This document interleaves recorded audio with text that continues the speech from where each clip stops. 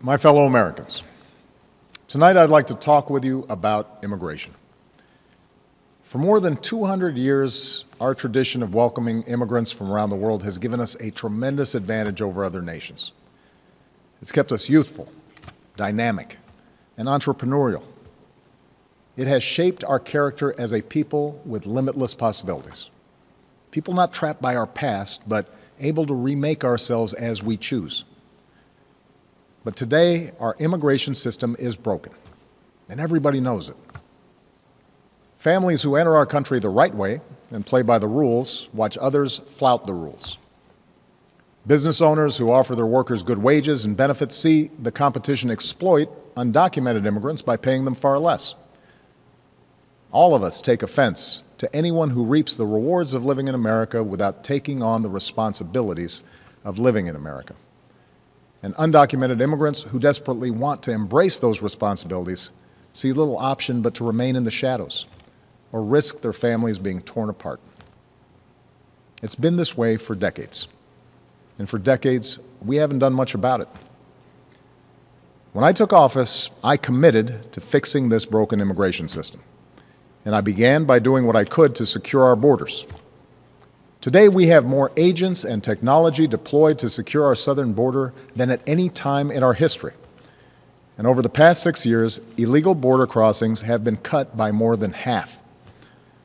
Although this summer there was a brief spike in unaccompanied children being apprehended at our border, the number of such children is now actually lower than it's been in nearly 2 years. Overall, the number of people trying to cross our border illegally is at its lowest level since the 1970s. Those are the facts. Meanwhile, I worked with Congress on a comprehensive fix. And last year, 68 Democrats, Republicans, and independents came together to pass a bipartisan bill in the Senate. It wasn't perfect. It was a compromise. But it reflected common sense. It would have doubled the number of Border Patrol agents while giving undocumented immigrants a pathway to citizenship if they paid a fine, started paying their taxes, and went to the back of the line. And independent experts said that it would help grow our economy and shrink our deficits. Had the House of Representatives allowed that kind of bill, a simple yes or no vote, they would have passed with support from both parties. And today it would be the law. But for a year and a half now, Republican leaders in the House have refused to allow that simple vote. Now, I continue to believe that the best way to solve this problem is by working together to pass that kind of common sense law. But until that happens, there are actions I have the legal authority to take as president, the same kinds of actions taken by Democratic and Republican presidents before me, that will help make our immigration system more fair and more just. Tonight, I'm announcing those actions. First, we'll build on our progress at the border with additional resources for our law enforcement personnel so that they can stem the flow of illegal crossings and speed the return of those who do cross over. Second, I'll make it easier and faster for high-skilled immigrants, graduates, and entrepreneurs to stay and contribute to our economy, as so many business leaders have proposed. Third, we'll take steps to deal responsibly with the millions of undocumented immigrants who already live in our country. I want to say more about this third issue because it generates the most passion and controversy. Even as we are a nation of immigrants, we're also a nation of laws. Undocumented workers broke our immigration laws, and I believe that they must be held accountable, especially those who may be dangerous. That's why over the past 6 years, deportations of criminals are up 80%. And that's why we're going to keep focusing enforcement resources on actual threats to our security. Felons, not families. Criminals, not children. Gang members, not a mom who's working hard to provide for her kids. We'll prioritize, just like law enforcement does every day. But even as we focus on deporting criminals, the fact is millions of immigrants in every state, of every race and nationality, still live here illegally. And let's be honest, tracking down, rounding up, and deporting millions of people isn't realistic. Anyone who suggests otherwise isn't being straight with you.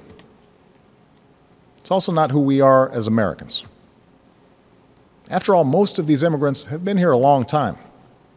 They work hard, often in tough, low-paying jobs.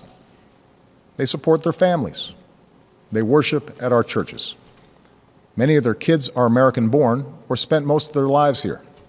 And their hopes, dreams, and patriotism are just like ours.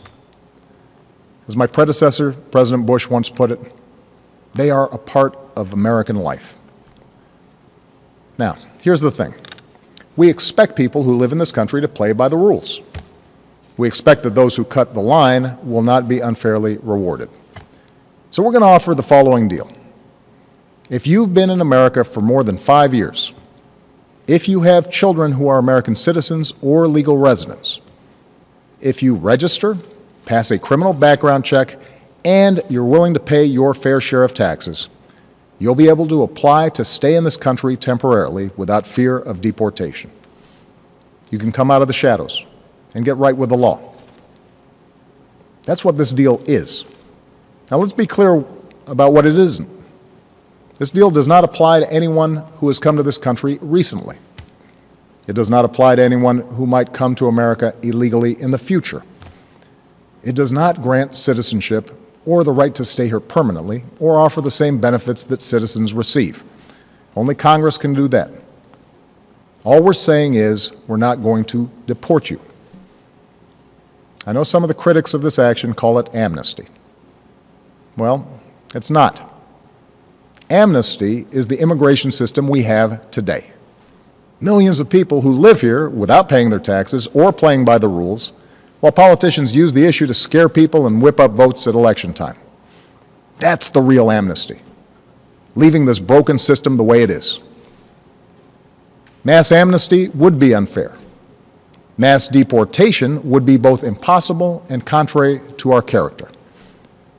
What I'm describing is accountability, a common-sense middle ground approach. If you meet the criteria, you can come out of the shadows and get right with the law. If you're a criminal, you'll be deported.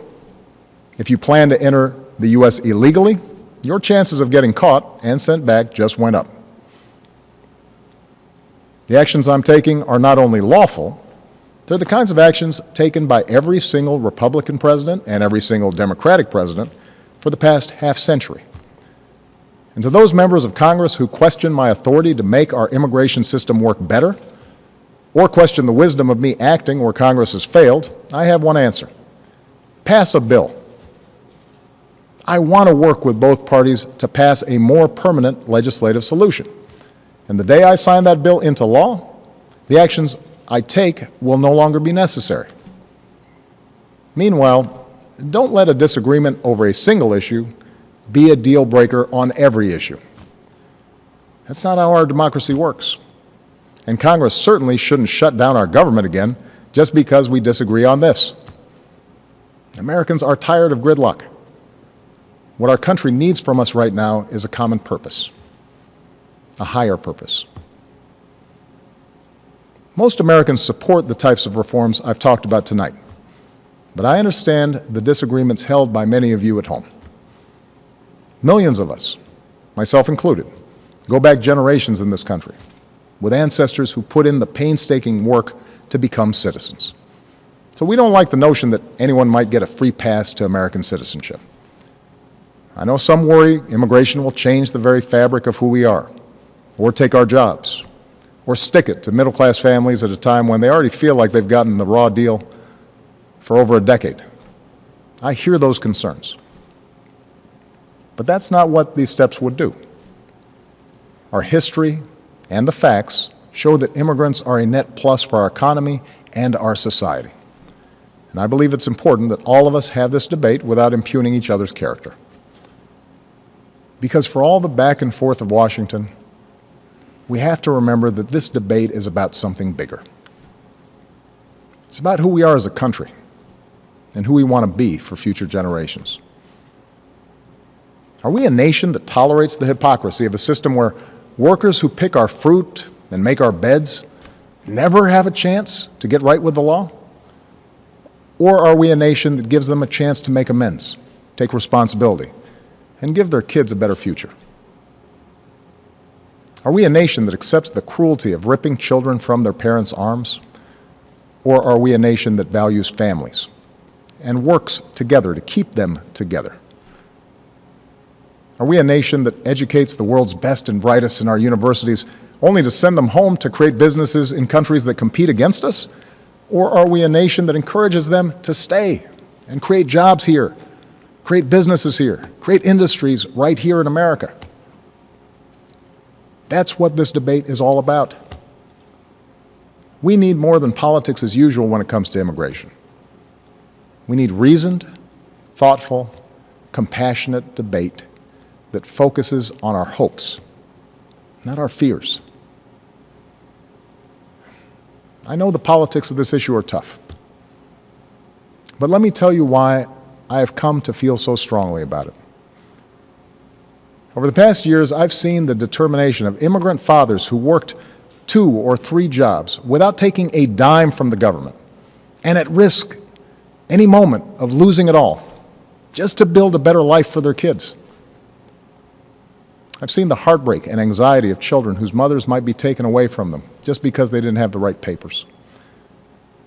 I've seen the courage of students who, except for the circumstances of their birth, are as American as Malia or Sasha, students who bravely come out as undocumented in hopes they could make a difference in the country they love. These people, our neighbors, our classmates, our friends, they did not come here in search of a free ride or an easy life. They came to work and study and serve in our military and above all, contribute to America's success. Now, tomorrow I'll travel to Las Vegas and meet with some of these students, including a young woman named Astrid Silva. Astrid was brought to America when she was 4 years old. Her only possessions were a cross, her doll, and the frilly dress she had on. When she started school, she didn't speak any English. She caught up to other kids by reading newspapers and watching PBS. And she became a good student. Her father worked in landscaping. Her mom cleaned other people's homes. They wouldn't let Astrid apply to a technology magnet school, not because they didn't love her, but because they were afraid the paperwork would out her as an undocumented immigrant. So she applied behind their back and got in. Still, she mostly lived in the shadows until her grandmother, who visited every year from Mexico, passed away. And she couldn't travel to the funeral without risk of being found out and deported. It was around that time she decided to begin advocating for herself and others like her. And today, Astrid Silva is a college student working on her 3rd degree. Are we a nation that kicks out a striving, hopeful immigrant like Astrid? Or are we a nation that finds a way to welcome her in?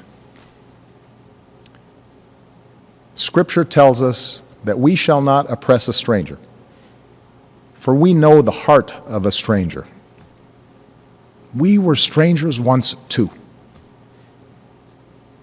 My fellow Americans, we are and always will be a nation of immigrants. We were strangers once too. And whether our forebears were strangers who crossed the Atlantic or the Pacific or the Rio Grande, we are here only because this country welcomed them in and taught them that to be an American is about something more than what we look like or what our last names are or how we worship. What makes us Americans is our shared commitment to an ideal, that all of us are created equal, and all of us have the chance to make of our lives what we will. That's the country our parents and grandparents and generations before them built for us.